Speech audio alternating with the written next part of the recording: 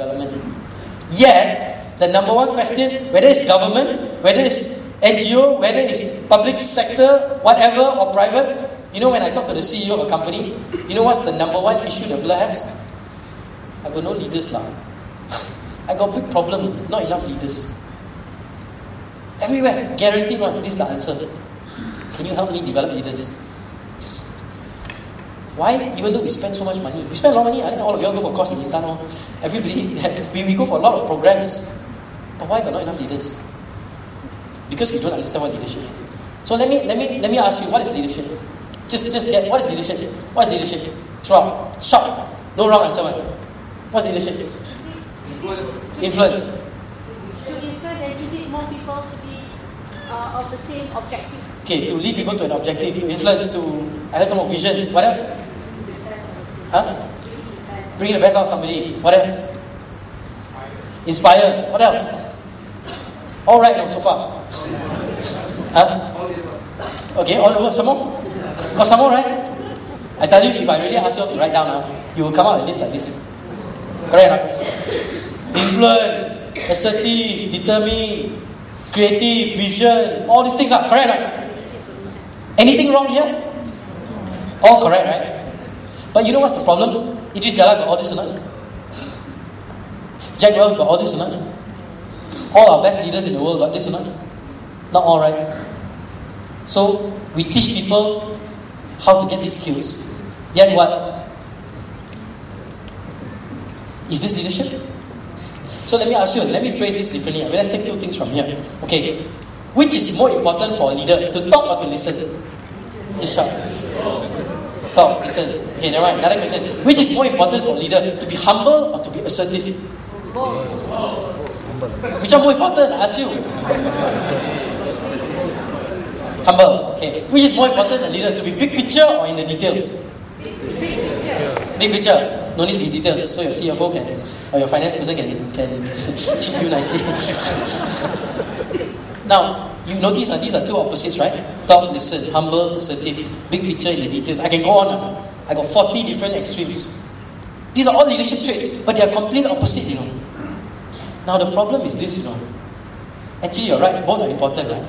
But the thing we always teach, we teach you how to talk. We teach you how to listen. We teach you how to be big picture. We teach you how to be in the detail. We teach you how, right? But what we forget to teach is this. When must I be big picture? When must I be humble? And I was just talking to the UKM Vice Chancellor a few years ago, and then recently with the Deputy Chancellor, and then with the UM person. Always the discussion come, you know, my students, we need, you know, they don't have, you know, the social skills to make them successful. Then I said, are you sure it's social skills or not? Then he said, oh yeah, it's social, you know. I said, you mean they listen when they're supposed to talk? Or they talk when they're supposed to listen? Yeah. Or they do not do this, or they, yeah. Then I said, I think that's leadership. Because they talk when they're supposed to listen and listen when they're supposed to talk. They don't know how to make decisions. And decision making is the number one criteria for. But how do you learn when to talk, when to listen? How do you learn that? Experience, right? I tell you, my first boss, that guy Mike, who fired me. A few months after firing me, he took me for a business trip. We went to Seattle. So we went to meet Microsoft, and we were making a deal with Microsoft. During the meeting, you know, I'm a good Asian boy, right? Two Matsales there talking, blah, blah, blah, you know. And I just listen, pretend to copy notes, you know, pretend to once in a while, like, pretend to understand what they're talking about, you know, all those things. So I'm doing all that. Then after the meeting, we fly back. On the flight back, Mike turned to me. He said, "You're a stupid fella." Then I said, "What do you mean?" "You are stupid." And he used some words I will not repeat here, but he basically, don't know why he called me. Then I said, "Mike, why am I stupid?" He says, "Look, I brought you to this meeting to add value. If you're going to sit in this meeting, I want you to say something. If not, what for I bring you here? I can just come back and tell you, by the way, this is what happened in the meeting, here's the to-do. For what? You come to the meeting. Next time you come to the meeting with me, if you don't talk, I will never bring you to another meeting." This is what he told me. Then, okay. So the next meeting, Mike called me into the meeting. I go in there with him. This time, I saw them talking. I don't understand what they're talking. Wow, I was so frustrated. But I have to say something. You know, he shout at me. So I just say something. Then the two of them look at me. Then they continue the conversation. But I feel so like girl, I say something, right? Then after the meeting, I waited, he's going to shout at me. Then he never say anything. Oh, okay. The third meeting, I say something again. Every time we go meeting, I'll say something. Today, you put me in meeting, I cannot keep quiet on. But I start to look back. How did I learn how to know when to say things and when not to know? Because my boss scolded me. Because he whacked me. If he didn't whack me today, when superiors talk, I would just be quiet. Now again, that's cultural, may be different in different organizations. But I learned how to be successful in GE. Because in GE, if you sit silently, you'll never achieve anything. You need to be heard. Who teaches our people all these skills? We teach them how to talk, but nobody teaches them when to talk. So, which is more? And do you need to have all these skills? No need one. You need to have some of these skills, but really, you must be, when you talk, you must be 100%. But we teach half.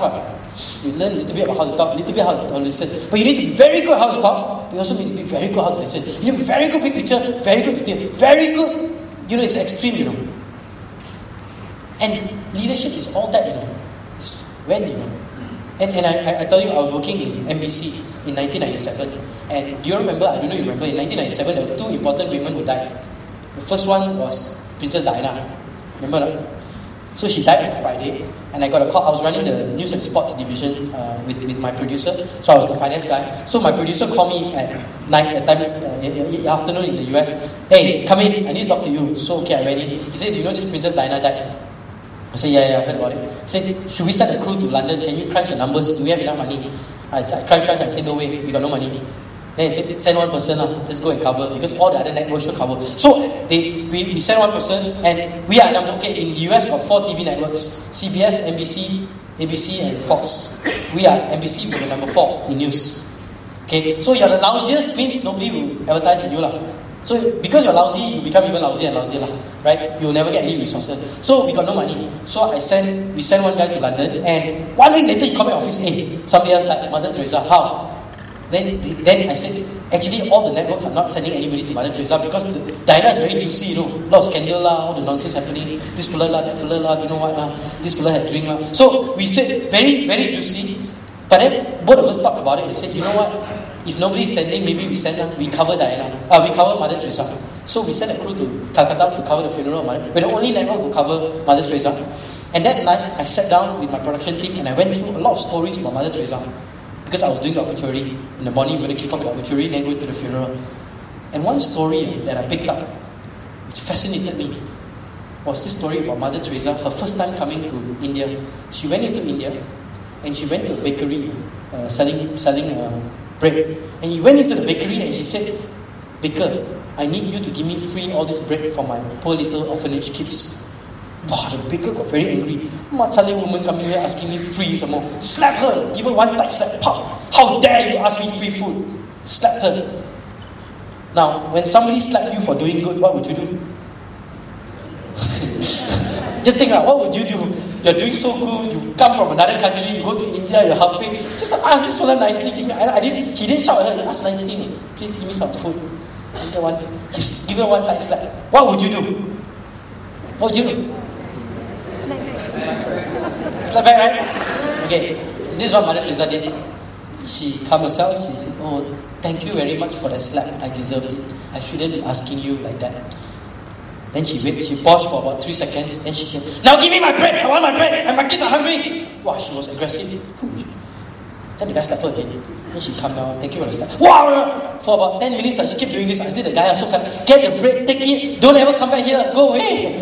But she got a bread. Now, I just think, here is humility and assertiveness beautifully illustrated in 10 minutes. Most of us, I included, when I think about this, somebody slapped me, I'm doing good. First, the flag will kena first. If it kena, then I will get charged for assault, and I won't get my break for my kids. But she humble first. Straight away assertive, very important assertive, because if she humble and walk away, she will never get a break. Humble and assertive. But who teach her that? Experiences, right? Can we teach our kids that? Why do we not enough leaders? Because leader is not Maggie Mee. Leadership is not like Maggie Mee. Put inside there 2 minutes later, dapat leader. Or I go for course 3 days. No, now I chop already, leader.